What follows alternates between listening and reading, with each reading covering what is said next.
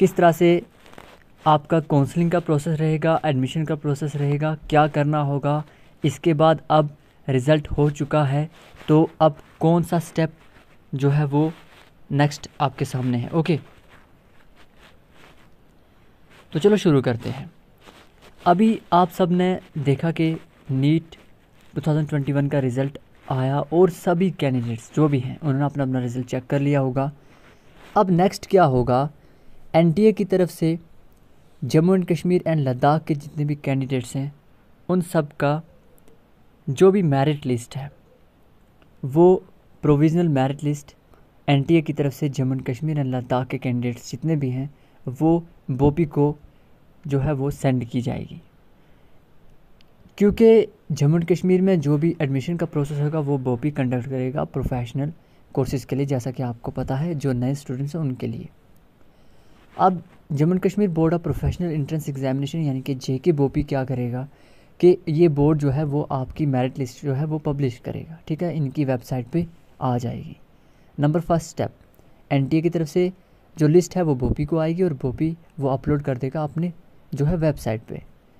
Next step ये होगा कि उसके बाद एक नोटिस जारी किया जाएगा, इशू किया जाएगा बाय बोपी की तरफ से एक नोटिस आएगा, जिसके बाद जितने भी कैंडिडेट्स होंगे उनको कहा जाएगा कि वो डॉक्यूमेंट वेरिफिकेशन करें यानी कि रजिस्ट्रेशन करें, जिसमें आपको 10th 12th मार्कशीट अगर कैटेगरी है तो वो अपलोड करनी होगी।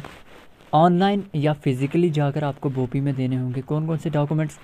10th 12th कैटेगरी है तो वो domicile certificate, NEET score card, ये सब कुछ आपको जो है अपडेट करना होगा, रजिस्ट्रेशन करनी होगी। ये इसके लिए कोई फ़ी नहीं है, ये फ्री ऑफ कॉस्ट है। या तो ऑनलाइन होगा या फिर बोपी ऑफिस जाना होगा। ठीक, नंबर 1 स्टेप मतलब सेकंड स्टेप ये रहेगा। उसके बाद जितने भी ऐसे कैंडिडेट्स होंगे उनकी जो है कैटेगरी के साथ एक दूसरी लिस्ट आएगी जिसमें कैटेगरी भी मेंशन होगी विद उनके मेरिट के हिसाब से जो है रैंक वाइज उनकी लिस्ट आएगी।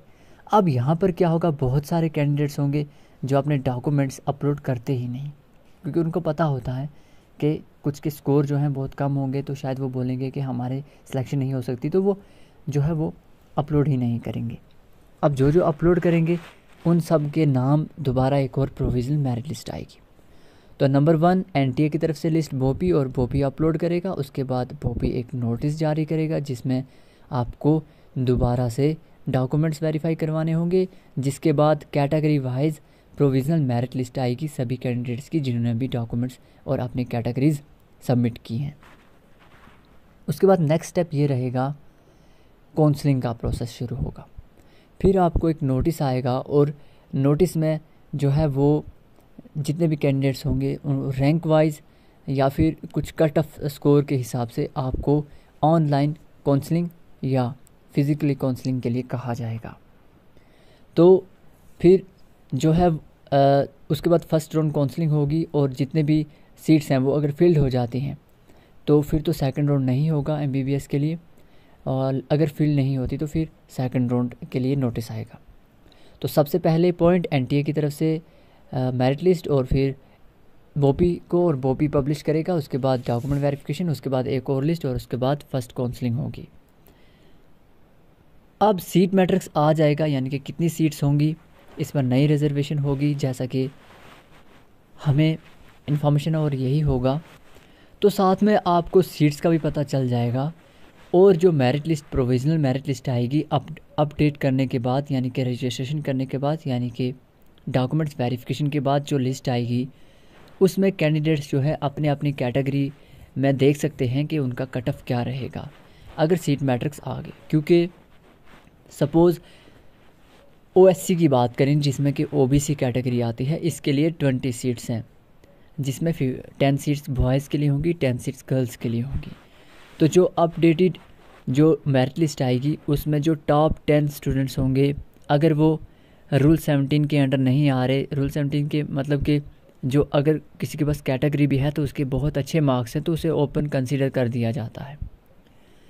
तो अगर वो नहीं हुआ तो उसके बाद जो है क्या होगा, यहाँ पर कैंडिडेट्स चेक कर सकते हैं कि हमारी सिलेक्शन होने वाली है कि नहीं। टॉप 10 स्टूडेंट्स जो होंगे उन्हीं पर जो लास्ट वाला 10th नंबर पे कैंडिडेट्स होगा वो कट ऑफ जो है वो बन जाएगा उस MBBS का। कट ऑफ का यही प्रोसेस होता है। तो ये शॉर्ट में मैंने बता दिया क्या होगा। सबसे पहले लिस्ट आएगी बोपी की तरफ से, आपको रजिस्ट्रेशन करनी है, आपको डॉक्यूमेंट्स तैयार रखने हैं।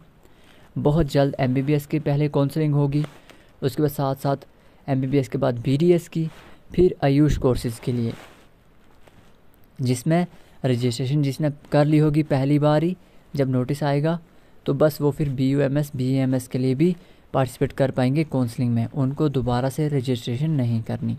ये क्लियर हो जाना चाहिए। रजिस्ट्रेशन एक ही बार होगी, ठीक है। उसके बाद जो है BUMS BAMS की काउंसलिंग के बाद BPT के लिए भी काउंसलिंग होगी जो कि नीट के स्कोर पर ही होगी। तो ये शॉर्ट में आप सबको पता चल गया क्या प्रोसेस रहने वाला है इस बार नीट 2021 में जम्मू एंड कश्मीर में। अब बहुत सारे कैंडिडेट्स होते हैं वो मतलब क्वेश्चन करते हैं कि यहाँ पर क्या नीट के स्कोर पर हमें BSc नर्सिंग में एडमिशन मिल सकती है।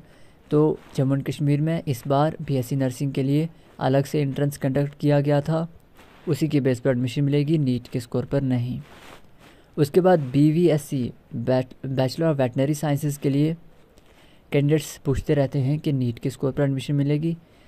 जम्मू एंड कश्मीर में दो यूनिवर्सिटी हैं, स्कास्ट कश्मीर यूनिवर्सिटीज़ हैं, स्कास्ट कश्मीर और स्कास्ट जम्मू।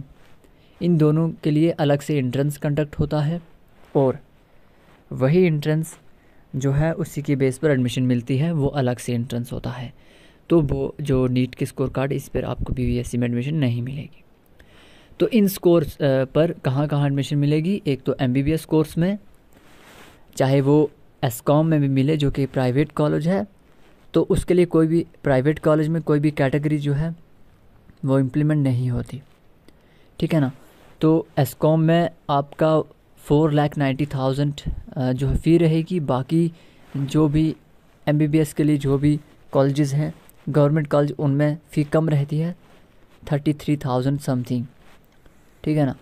तो उसके बाद बाकी कोर्सेज़ हैं, बाकी जो MBBS के बाद BDS, उसके बाद BUMS BAMS, ठीक है, इनके लिए एडमिशन प्रोसेस काउंसलिंग का प्रोसेस शुरू होगा। उसके बाद BPT के लिए।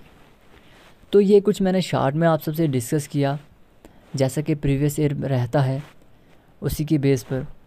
तो जितने भी कैंडिडेट्स हैं जम्मू एंड कश्मीर और लद्दाख से बिलोंग करते हैं वो अपने अपने डॉक्यूमेंट्स रेडी रखिए। बहुत जल्द आपका काउंसलिंग का प्रोसेस शुरू हो जाएगा। जब ही NTA की तरफ से जो है लिस्ट आएगी वो पब्लिश कर दी जाएगी और आप सब अपना रैंक चेक कर पाएंगे और कट ऑफ भी डिसाइड हो जाएगा जब आपकी कैटेगरीज़ अपडेट के साथ कैटेगरी वाइज आपका मेरिट लिस्ट आएगी। सो मेरी तरफ से आप सबको बेस्ट विशेज़ उन सभी कैंडिडेट्स को जिनको श्योर है कि उनकी सिलेक्शन हो जाएगी। बहुत सारे ऐसे कैंडिडेट्स होंगे क्योंकि मैक्सिमम तो वही हैं जिनकी सिलेक्शन नहीं हो पाएगी। तो देखिए, आप उम्मीद रखिए बेहतर होगा आप सबके लिए। आप कोशिश करते रहिए अपने गोल के लिए, अचीवमेंट ज़रूर आपको मिलेगी। तो ये जो आप नीट के लिए पढ़ रहे हैं ये आपको ज़रूर काम आएगा। So best wishes, goodbye, good luck.